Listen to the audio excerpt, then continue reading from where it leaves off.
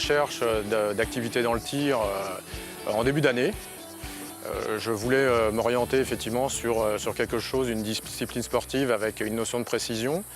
Et comme j'ai quelques problèmes physiques au niveau cervical, j'ai trouvé le 22 Hunter comme une discipline qui m'était potentiellement accessible.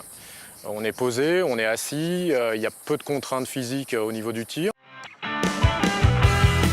Il ne faut pas prendre cette discipline comme effectivement quelque chose de sportif dans le sens physique du terme, physique avec endurance des muscles ou du souffle. On va travailler beaucoup plus sur le mental et aujourd'hui une discipline sportive peut être très axée sur le mental. C'est assez proche du golf, c'est-à-dire qu'on va avoir effectivement une recherche du geste idéal, donc avec une bonne connaissance de sa carabine, la prise en compte de l'environnement, et c'est ça qui va faire la globalité de cette discipline sportive en fait. Commencer déjà par bien s'approprier son arme, peu importe les résultats, avoir des bonnes sensations avec son arme, bien la comprendre, savoir comment elle fonctionne. Ensuite, c'est contrôler son mental et ses gestes. Ces gestes, toujours pareil, dans le tir, le premier pas d'apprentissage d'un tireur, c'est son geste, hein, c'est ça qui va déterminer une grande précision dans son tir.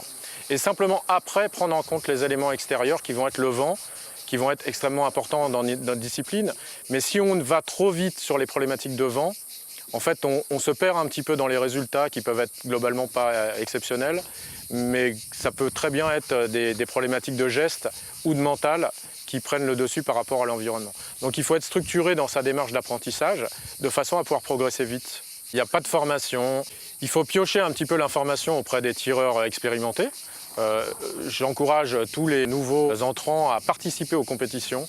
On apprend beaucoup en regardant les autres, en discutant avec eux, parce qu'il y a un partage. Il y a un partage avec les gens qui ont des palmarès, qui réussissent bien sur ces compétitions. Et il ne faut pas hésiter à partager avec eux et à les observer. Une performance, elle n'a de sens que si on arrive après à la transmettre. C'est comme une connaissance. Si on connaît quelque chose et qu'on ne le transmet pas, c'est relativement pauvre comme état d'esprit. Donc le but, c'est effectivement de mettre en pratique ses propres règles, de voir si elles fonctionnent. Si on performe, c'est que quelque part, on est sur une bonne voie. Et si après, on peut la transmettre à des jeunes tireurs, c'est encore plus bénéfique et c'est plus gratifiant. Il y a toujours dans une notion de tir une notion d'intuition. L'intuition, c'est la cerise sur le gâteau, quelque part, c'est ce qui va permettre au dernier moment de faire le bon geste au bon moment.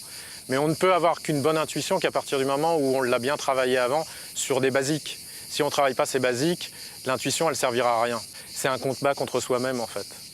C'est-à-dire que j'ai beau être sur un pas de tir avec 15 ou 40 autres tireurs, quand j'arrive, je viens me battre contre moi. Je ne viens pas me battre contre les autres. Je n'ai pas à regarder les autres et à les envier ou autres. C'est à me remettre en question de moi sur effectivement pourquoi je n'ai pas réussi à performer ce jour-là.